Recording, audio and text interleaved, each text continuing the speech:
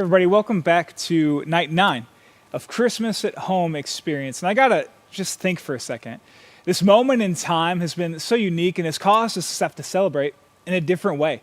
From our homes instead of maybe in large groups or maybe with different family around us. But it's really unique.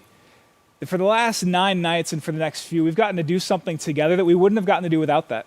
And it's amazing we've gotten to break down the themes of the Advent wreath and to see the Advent story unravel in front of us and play out. It's been amazing. But today, we're going to do that very thing. We're going to actually go through what the love candle has to say, the themes of love throughout God's narrative of the Christmas story. But first, you want to know, the moment I knew that my wife, Ashton, was going to be mine, when it was going to work out, that we were going to be together forever, it was when she decided to love me, I think. It was actually Christmas time.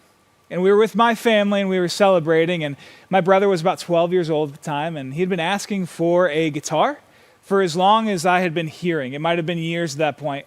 I don't know. But in that back corner of our Christmas tree was something that looked a lot like a guitar. And let's be honest, there's only so many ways you can wrap that shape and not give it away, right? And my mom, honestly, had just not done that good a job of hiding it. So everybody knew from the moment that thing showed up that it was a guitar. And when we said, Matthew, it's your turn to pick up a present, he booked it to that back corner. I mean, it was like what you'd expect a 12-year-old getting out of school to look like for Christmas break.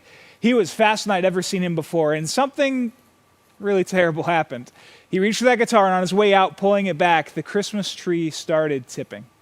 And it's one of those times when your brain is processing slower than what your eyes are seeing. And in that moment, we kind of saw what was happening, and none of us really could make a move to help it. And we kind of looked ahead about where that Christmas tree was falling, and we saw Ashton sitting in an easy chair, going with her boyfriend's family's Christmas traditions. And within a few seconds, that 7-foot Christmas tree was landing right on top of her head. We're talking all the ornaments, all the lights, the tinsel, all of it shattered around her. And in the coming days afterwards, we talked it out. And I said, honestly, I was horrified. This had to be the worst possible experience that my family could give someone. It showed all types of the wrong type of behavior. It was overly excitement. It was greed. It was this tippy Christmas tree that fell over. Guys, I don't want to replay it in my mind. But what my wife said in those moments afterwards, the days afterwards, was that it was okay. She still loved me. She still chose me. And I have to think, sitting in that easy chair with those broken ornaments and Christmas memories around her, it had to have been pretty hard to choose me. But that's not the story that God tells throughout the Christmas story. The story that God tells is one of love.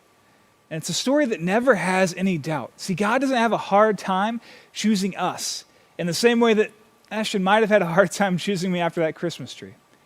But in the same way, God looks at all the things that are around us, the broken ornaments, our failures, the shards of glass, our struggles, the things we wish we could redo, the things that we have no chance to make right.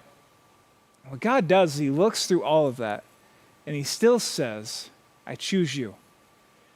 No matter the struggles, the anger, the frustration, the tension, the judgment, the things we've done that we wish we hadn't, and the things that we wish we could change for the future, no matter what is going on, God still looks at us, and he says, I see you, and I choose you, and I love you. See, that's the miracle of the Christmas story, is that love could not be stopped. And it's with that in mind that the Apostle Paul wrote this in Romans 8. He says, can anything ever separate us from Christ's love? Does it mean that he no longer loves us when we are persecuted or hungry, in trouble, or face calamity, or we're destroyed or in danger or threatened? Do those stop God's love? No. Despite all these things, overwhelming victory is ours through Christ who loved us. And I'm convinced that nothing can ever separate us from God's love, neither death nor life, neither angels nor demons, neither our fears today or our worries about tomorrow.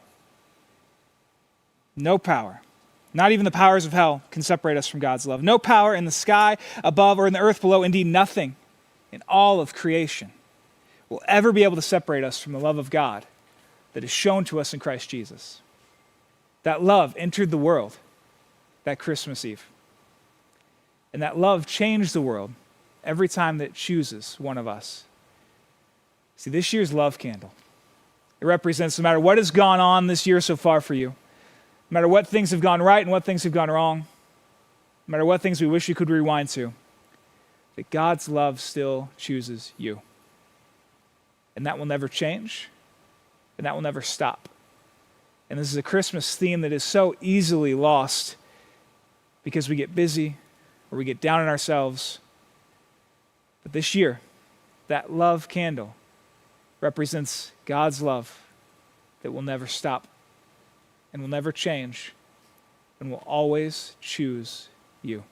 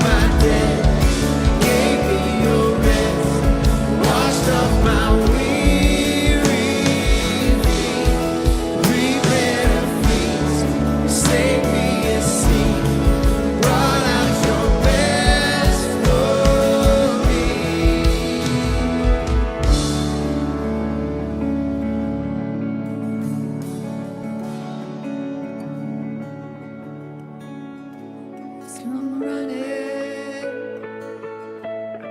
You always come running out to me. You always come running.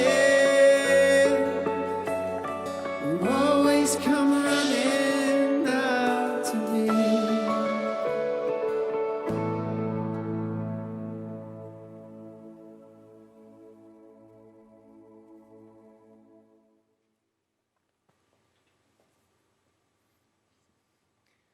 This year, let that love candle represent that truth. No matter where you are, God always comes running. No matter what the struggle is, no matter what the ups and downs, the things we wish we could change, it's all taken care of. Because God is love. It never changes. Hey, would you do me a favor? If this has connected with you in some way, if it told you something that you'd forgotten or had faded away or that you needed to hear again, would you mind sharing it to your social media of choice, or maybe tagging someone in the comments so that we can get this lost theme of love back out into the world and back out into Christmas as God's love keeps running to us. I can't wait to see what happens tomorrow as we continue to move our way through the Advent wreath with this Christmas at home experience. Thank you for joining us. We'll see you soon.